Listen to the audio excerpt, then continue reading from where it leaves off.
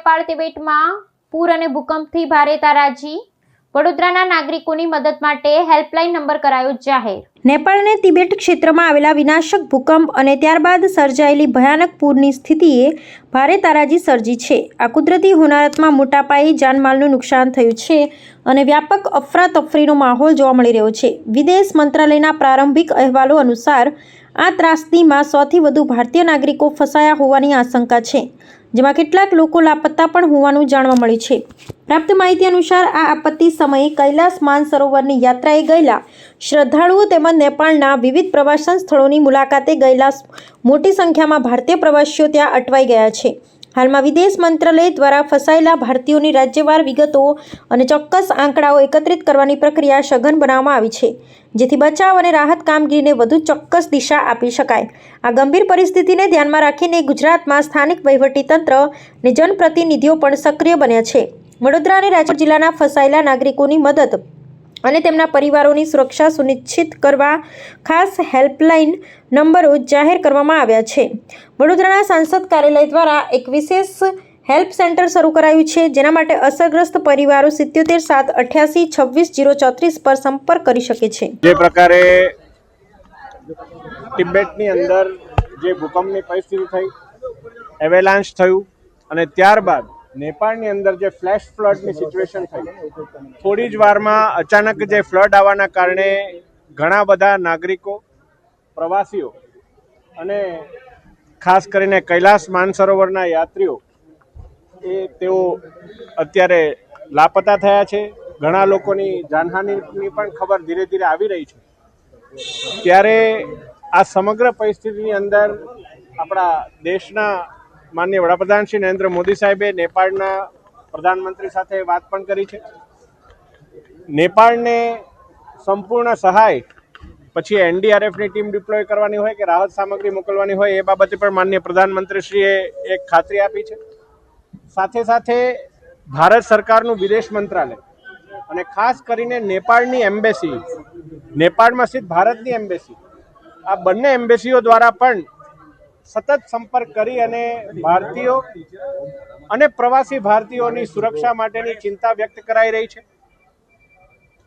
X એટલે Twitter, એની અંદર India in Nepal હેન્ડલથી વિગતો અપડેટ થઈ રહી છે અને સાથે સાથે ઘણા બધા આપણા ભારતના નાગરિકો હોય, ગુજરાતના હોય કે વડોદરાના હોય, તેઓ પણ કોઈ પ્રવાસીઓ ત્યાં ફસાયા છે કે કેમ, એ બાબતે જ્યારે સતત સંપર્ક કરી અને ચર્ચા કરી રહ્યા હતા, ત્યારે વડોદરા લોકસભાના અમારા સાંસદ કાર્યાલય દ્વારા સમગ્ર ટીમ દ્વારા 7778826034 નંબર ઉપર સમગ્ર જે વિગત જે એની અંદર ફોર્મેટ આપેલું છે, એની અંદર આપ જો મોકલી આપશો તો આ બાબતે ભારત સરકારનું વિદેશ મંત્રાલય હોય કે માન્ય મુખ્યમંત્રીશ્રીનું કાર્યાલય હોય, એ તમામ લોકો સાથે સંકલન કરી અને શક્ય એટલી તમામ મદદ એ વડોદરા લોકસભાના સાંસદ કાર્યાલય દ્વારા પણ આપવામાં આવશે। એ બાબતની હું આપના માધ્યમથી વડોદરા લોકસભાના સર્વે નાગરિકોને હું અપીલ કરું છું।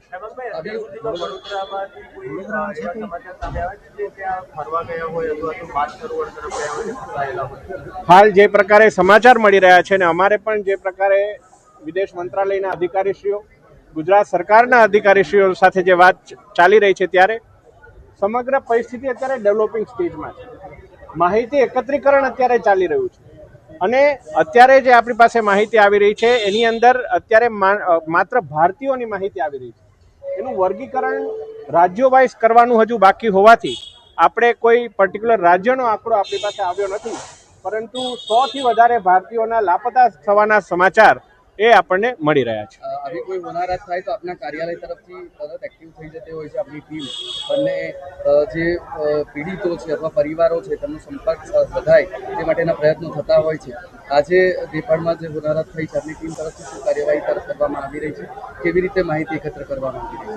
માનનીય વડાપ્રધાન શ્રી હંમેશા પ્રત્યેક સાંસદોને લોકોની વચ્ચે અને ખાસ કરીને આવી વિકટ પરિસ્થિતિઓમાં લોકોની વચ્ચે રહેવાની એક પ્રેરણા આપતા હોય છે।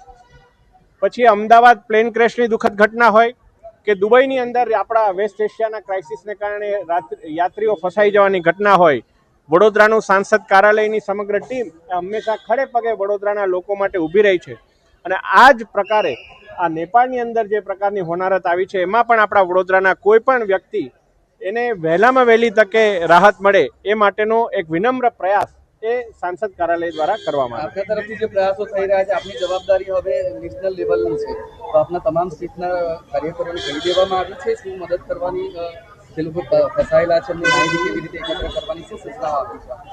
અમારા રાષ્ટ્રીય અધ્યક્ષ માન્ય નીતિન નવીનજી માન્ય પ્રધાનમંત્રી સાથે સંકલનમાં હોય આ સમગ્ર બાબતે નેપાળના ફ્લડની આપણે વાત કરીએ તો સૌથી વધારે નેપાળનું ફ્લડ નજીકમાં પ્રભાવિત થશે તો બિહારને થશે, કારણ કે આગળ જતાં બિહારના 6 ડિસ્ટ્રિક્ટ આ નેપાળની સમગ્ર ભૌગોલિક પરિસ્થિતિને અનુરૂપ આવશે. ત્યારે અમારા રાષ્ટ્રીય નેતૃત્વ પણ પ્રધાનમંત્રી કાર્યાલયના સંપર્કમાં રહીને જે કંઈ પણ યોગ્ય પગલાં હશે એ લેવામાં આવશે.